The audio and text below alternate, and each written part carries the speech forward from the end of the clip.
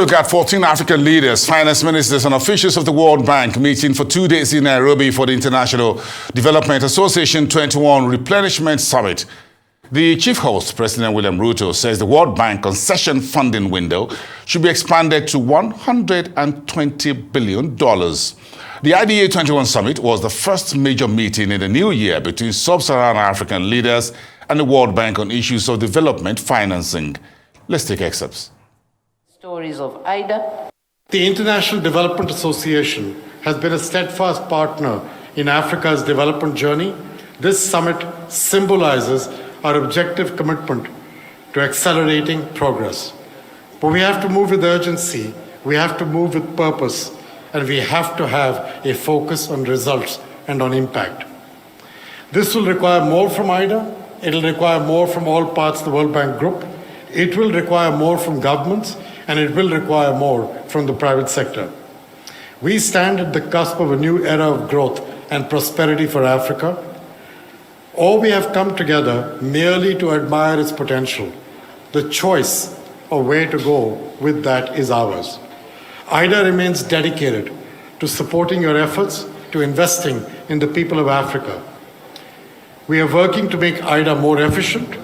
We are working to make it able to deliver faster by cutting burdensome rules, requirements, and redundancies. We believe a simpler and reimagined IDA can be deployed with more focus to make meaningful impact to advance the fundamental needs, energy access, healthcare availability, realize the agricultural potential of this continent, and build out critical infrastructure and skills in its people. We see boundless opportunities to advance your development goals, but we're going to have to work for it, and that should guide our discussion as we go forward today. Let's harness our collective energy, point it towards making impacts that will resonate for generations to come. Once again, let me extend my deepest gratitude to President Ruto for hosting in this beautiful country, and to each of you for traveling to be with us today. I look forward to interacting with you as the day goes along. Kenya and the broader East Africa region faces severe flooding that devastated communities, destroyed infrastructure, and disrupted our economies. Concurrently, Southern Africa confronts intensifying drought, affecting nations like Malawi, Zambia, and Zimbabwe. Just last year, the roles were reversed, highlighting our shared vulnerability to extreme weather patterns. As I speak to you in this podium, 10,000 people in Nairobi City are displaced by floods. That is the gravity of the situation. Only a year ago, we had a devastating drought on the other end. This new normal demands our immediate and united action to safeguard our collective future. This underscores the critical role of IDA for Africa Summit. As a cornerstone of financing for Africa, IDA has directed 75% of its total commitments, nearly $26 billion, to our continent in the last fiscal year, with African nations comprising 8 of IDA's top 10 borrowers. This support is not just financial. It is a lifeline for our development and also our stability. And your presence, personal presence, my friend Ajay Banga, in this meeting is a demonstration of the centrality of the discussions that will happen in this meeting and your personal commitment to this continent, which we appreciate. IDA stands out for its rapid and decisive action during crisis, distinguishing itself from other funding sources. Its demand-driven programs, combined with concessional loans of 40 to 50 years, empower borrowing nations to pursue sustainable long-term development strategies. And this is what we have been asking for: long-term, concessionary. We now want to discuss in this meeting scale. That is the only aspect that is missing in this configuration. And as Ajay Banka said, two things are missing: scale and design. Make it simpler. Now, more than ever, long-term concessional financing is vital. As many Africans and other developing nations face severe debt crisis, this financial strain hampers our efforts to combat climate change, transition to low-carbon economy, and adequately fund essential sectors like education, health, and social protection. We have frequently discussed the financial challenges that restrict our economic capabilities and reduce our investment in resilience and growth. High interest rates lead to unsustainable sovereign debt, complicate refinancing, and destabilize our currencies. Our shared vision for prosperous, equitable, and sustainable future hinges upon our ability to address the pressing challenges faced by countries across the continent, while also harnessing the immense potential of its youth population.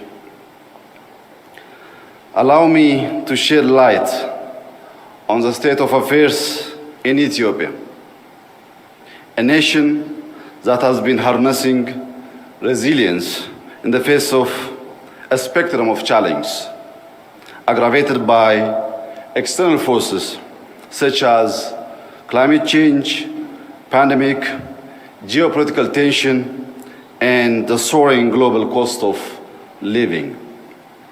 First and foremost, the Ethiopian government has navigated structural macroeconomic reforms amid challenges, focusing our attention on macro-financial stability, productivity enhancement, and favorable investment climate. Second,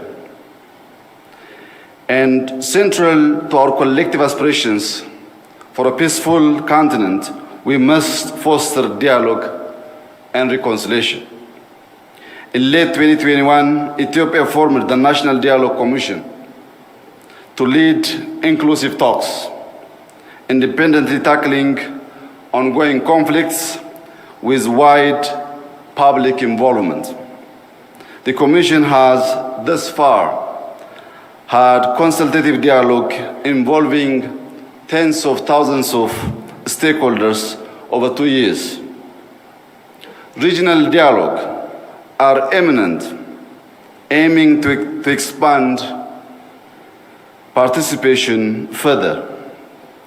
Third, like many IDA countries, Ethiopia faces unemployment and a skill gap challenge, with the government prioritizing accessible education to empower citizens while encouraging youth engagement in startups across various fields. Tanzania hosted IDA 20 midterm review meeting, which among other things highlighted the impact of IDA financing.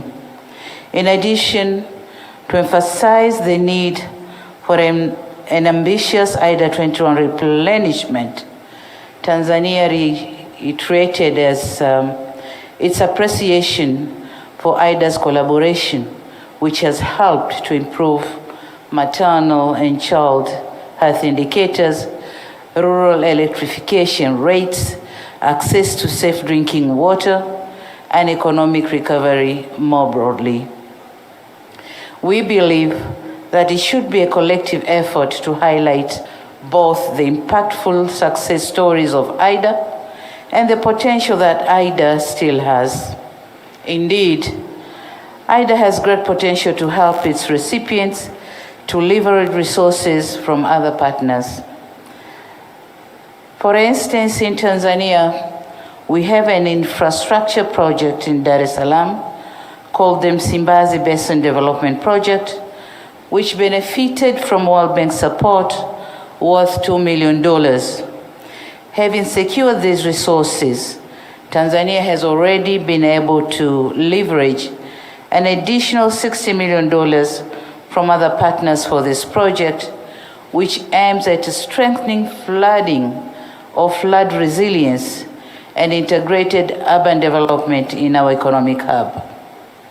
Excellencies, in a bid to consolidate and building on the successes obtained during IDA 20, we are pleased to advance this most important dialogue on IDA 21.